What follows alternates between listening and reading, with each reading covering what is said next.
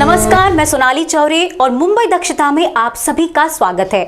Pegasus project के प्रकरण ने पूरे देश में राष्ट्रीय सुरक्षा को लेकर तमाम मुद्दे खड़े कर दिए हैं। क्या हम अब भी खुद को विश्व गुरु कहेंगे? जो देश खुद ही खुद के देश के पत्रकारों से लेकर सुप्रीम कोर्ट के जज की जासूसी कर रहा है, क्या यह हमारे निजता के अधिकार का हनन नहीं है? क्या यह अंतर्राष्ट्रीय साजिश का हिस्सा नहीं है? इस सूची में आम नागरिक ही नहीं बल्कि इलेक्शन कमिश्नर से लेकर पत्रकार, सुप्रीम कोर्ट के जज, एक्टिविस्ट, यही नहीं खुद मोदी के मंत्रिमंडल के भी कई नाम शामिल है।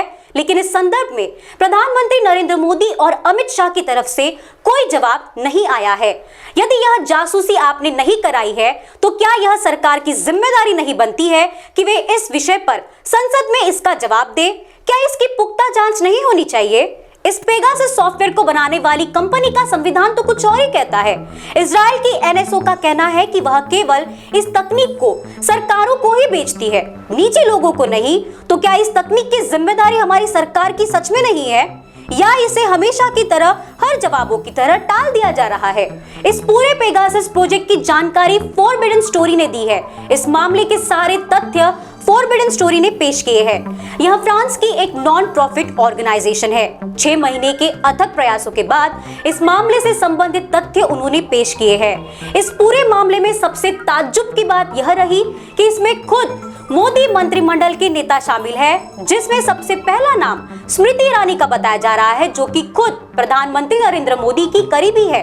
दूसरा, इसमें संजय काचरू का नाम शामिल है। बताया जा रहा है कि स्मृति ईरानी ने ओएसडी बनाना चाहती थी, लेकिन प्रधानमंत्री नरेंद्र मोदी ने उनकी इस मंजूरी को खारिज कर दिया था। इस व्यक्ति की निगरानी क्यों की गई, इसका जवाब तो अब नरेंद्र मोदी और अमित शाह के पास ही होगा। मामला सिर्फ यही नहीं रुकता।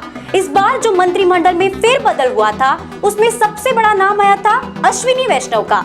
इस सूची में अश्विनी वैष्णव तथा उनकी पत्नी भी शामिल है। वजह तो सिर्फ सरकार जानती है, जो कि संसद में इसकी वजह बताने के लिए तैयार नहीं है। प्रहलाद पटेल भी इससे अचूक नहीं है। प्रहलाद पटेल मध्य प्रदेश के प्रमुख नेता है, इसके साथ ही वे केंद्र सरकार के भी मंत्री है। बड़ी चौंकाने वाली बात है कि प्रहलाद पटेल से उनके पूरे स्टाफ से लेकर इस सूची में उनके माली तक शामिल है। प्रवीण तगोड़िया जैसे लोगों का नंबर भी इस सूची में शामिल है। इन सारी बातों को यदि टटोल कर देखे तो ऐसा लगता है कि शायद नरेंद्र मोदी जी को अपने ही मंत्रियों पर भरोसा नहीं है। मोदी के मंत्रियों के बाद इसमें विपक्ष के नेता राहुल गांधी भी शामिल है।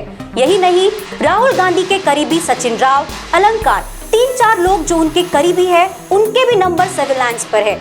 इस सूची में प्रशांत किशोर से लेकर ममता बनर्जी के रिश्तेदार अभिषेक बनर्जी भी शामिल है। आने वाले दिनों में इस पेगासस प्रोजेक्ट को लेकर और भी कई नामों के खुलासे होंगे। यह हमारे भारत के लोकतंत्र के लिए सबसे दुर्भाग्यपूर्ण क्षण है, जब एक सरकार अपने मंत्रियों से लेकर विपक्ष के नेताओं व पत्रकारों, यहाँ तक कि सुप्रीम कोर्ट के जज पर जासूसी करने के लिए इस तरह के सॉफ्टवेयर का इस्तेमाल कर उन्हें निशाने पर डाल रही है। हमारी मौजूदा सरकार के पास बहुमत है, उन्हें कहीं से कोई चुनौती भी नहीं मिल रही है, फिर भी इस तरह की जासूसी एक बड़ा सवाल खड़ा करती है कि क्योंकि यह कोई मामूली जासूसी नहीं है, यह एक ऐसा नेटवर्क है जिसकी पल पल की खबर लोगों को निशाने पर रखी जाएगी। इस सॉफ्टवेयर के चलते आपके पूरे मोबाइल पर इसका कंट्रोल होगा, आपके पासवर्ड से लेकर आपका बैंक भी इसमें शामिल है। कोई हर वक्त आप पर नजर रखे हुए होगा।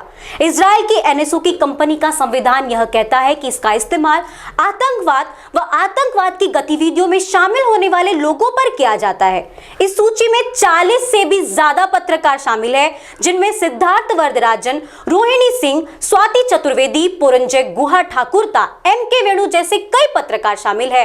क्या यह पत्रकार मोदी सरकार को आतंकवादी लगते हैं? जो सत्ता से अब सवाल पूछता दिखाई दे, क्या अब वह आतंकवादी हो गया है?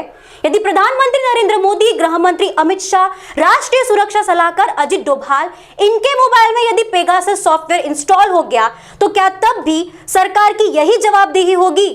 इसलिए यह बेहद जरूरी है कि इस बात पर संयुक्त संसदीय समिति जांच करे। इस मामले की अध्यक्षता सुप्रीम कोर्ट के एक रिटायर्ड जज करे, जो इस मामले की जांच कर सके, क्योंकि इसका सीधा नाता हमारे देश की राष्ट्रीय सुरक्षा के साथ है। यह एक तरह से हमारे मानव अधिकार के खिलाफ है और हमारे संविधान के भी।